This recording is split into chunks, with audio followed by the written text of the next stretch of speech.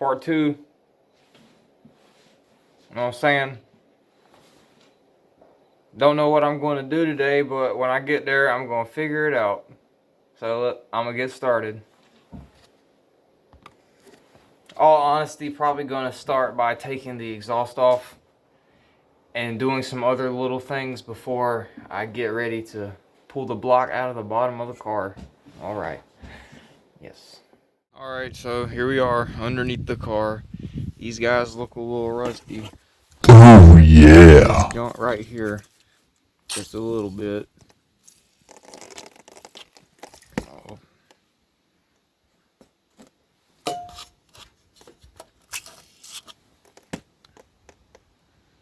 Now I'm gonna let that sit there for a few minutes. I already got this one loose.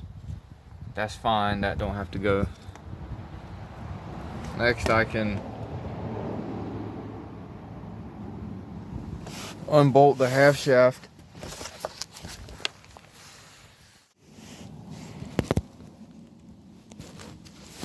Okay, so we got our ratchet. We got our 14 on there. Just bop it on there and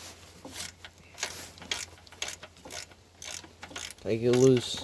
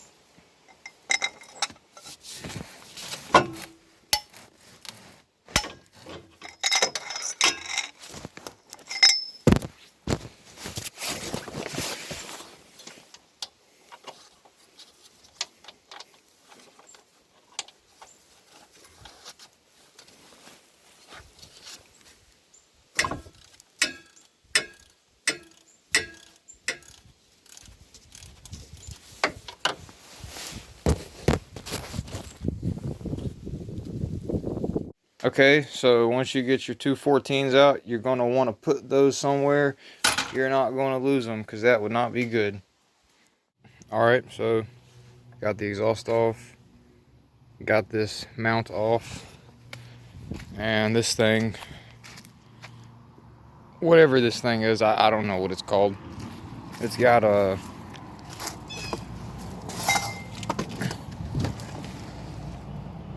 two bolts here underneath the axle on both sides, and two bolts right here in the front on each side, and that front motor mount is all that holds it on. Then it just falls out the bottom. I got the wire harness moved out the way some more too. Not focusing. There we go. I got the harness moved out the way some more. Got everything pretty much disconnected. Except the clutch line. Still gotta disconnect the clutch line. Let's see. This ground right here. Oops.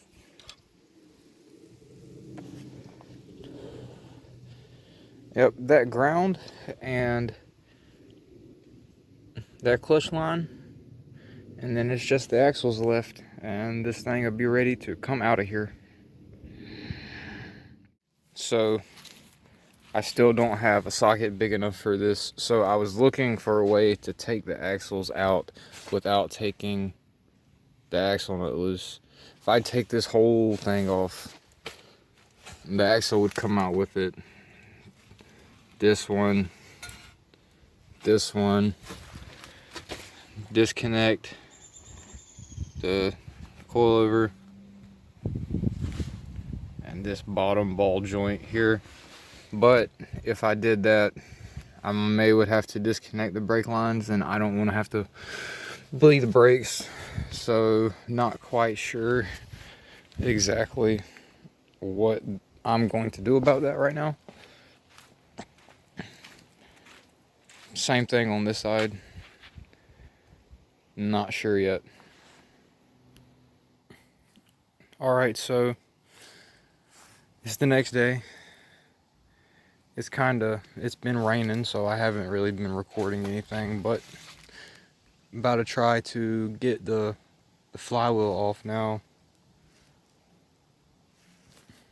Everything else is pretty much ready to go. Got all the axles out and all that good stuff, and the transmission's still in there. So just gotta wait on some things to come in the mail. Won't be long. Gotta do something about this water tube. Gotta cut it in half, probably. Gonna take this oil cooler off too.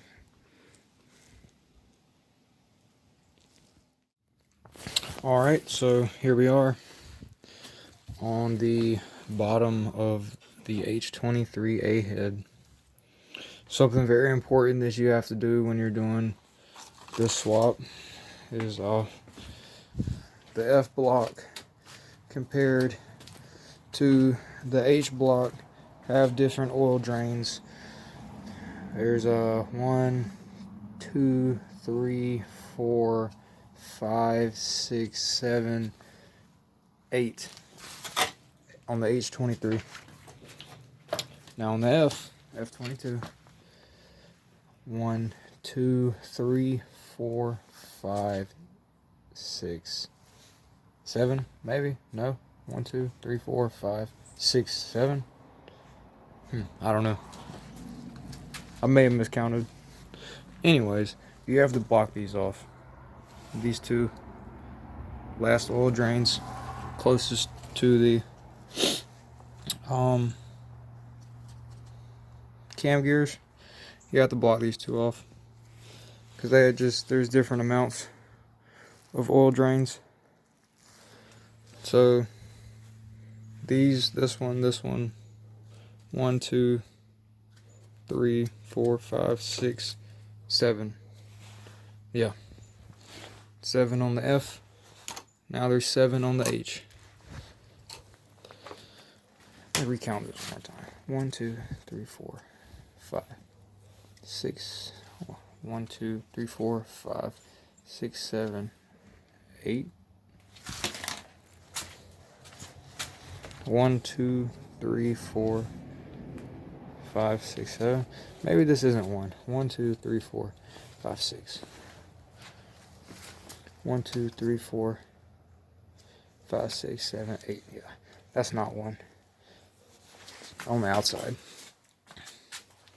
But yes, farthest to the crank, block those off. You can get stoppers for them, little guards. I just used Ultra Black. It's alright, it won't matter. You can use Honda Bond, any type of like gasket, silicone stuff, don't matter. Just let it sit for the appropriate amount of time to dry. It's still a little wet. Oh, I messed it up. Jesus. I like that. You know what I'm saying? Get the old paper towel.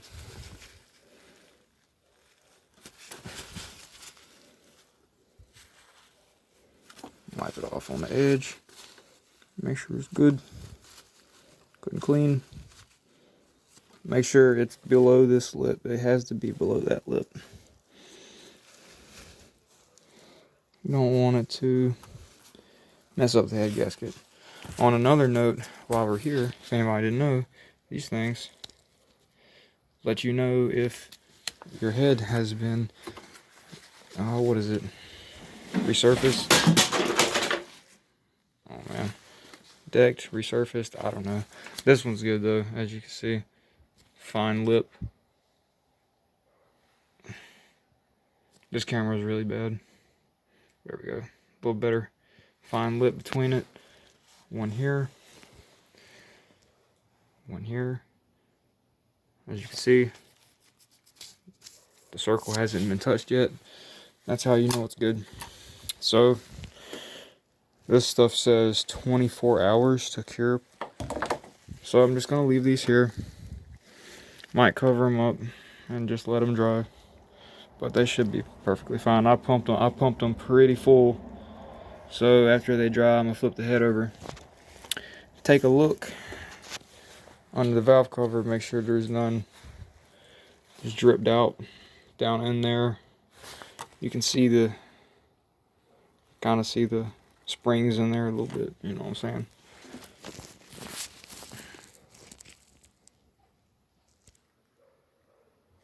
Okay, so another thing that has to be done is the water tube.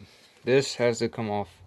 I have to use the H23 one, of course, but the diameter of the water tube is different. So I'm probably not going to be using this oil cooler.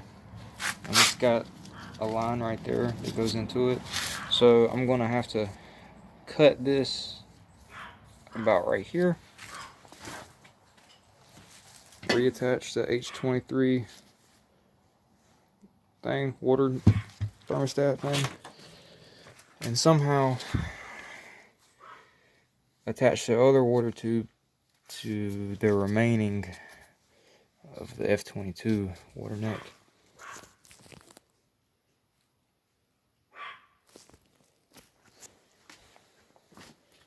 The heck was that? Got a dog. All right. Also, water pump gear, I guess. This has to be taken off and swapped onto this water pump. As far as I know, they're different teeth count, I guess you could say. This one does look bigger than, say, this one. So yeah, just gonna swap those out. Alright, I just wanted to say that if anybody sees this, other than like my buddies and stuff, this is not fun. It's not fun to buy an old car and to immediately have to tear it apart. I mean, sometimes it's alright or whatever, you know, it ain't for everybody, I guess.